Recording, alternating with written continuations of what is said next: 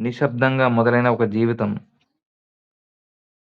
రఘు అనే ఒక చిన్న ఊరు నుంచి వచ్చిన ఒక సాధారణ యువకుడు.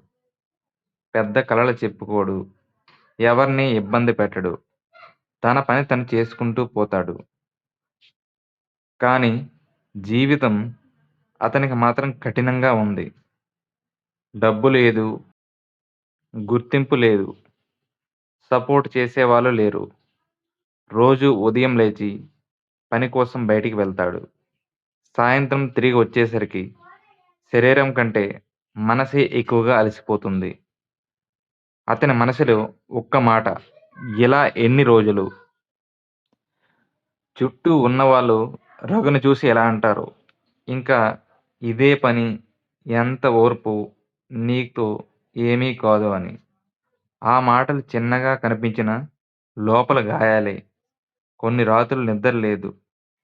పైకప్పు చూస్తూ, ఆలోచిస్తూ, పోరాటం చేస్తూ ఉంటాడు.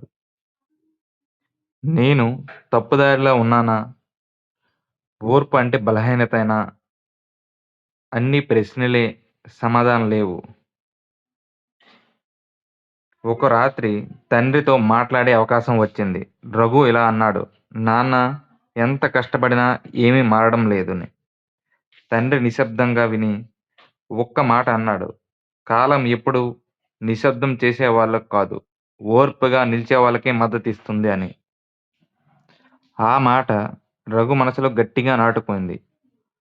ఆ రోజు నుంచి ఫలితం కోసం కాదు, నిజాయితీగా కోసం పనిచేయాలని నిర్ణయించుకున్నాడు. సంవత్సరాలు గడిచాయి. ఇతరులు ఉద్యోగాలు మార్చారు. డబ్బు సంపాదించారు. వేడుకలు చేసుకున్నారు. రఘు మాత్రం అదే స్థితిలో ఉన్నట్టు కనిపిస్తాడు. కానీ లోపల అతను మారుతున్నాడు.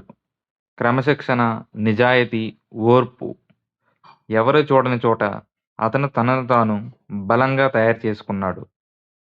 ఒక్క అవకాశం, ఒక సాధారణ రోజు రఘు చేసిన చిన్న సహాయం ఒక పెద్ద వ్యక్తి దృష్టిలో పడింది. ఎవరు పట్టించుకొని అతన్ని నిశ్శబ్ద అతని అవకాశానికి వచ్చింది. ఆ అవకాశం ఒక్క రోజులో అన్నీ మార్చలేదు. కానీ దారి మాత్రం మార్చింది. కాలం మాట వినే రోజు. రఘు ఈరోజు పెద్ద వ్యక్తి కాదు.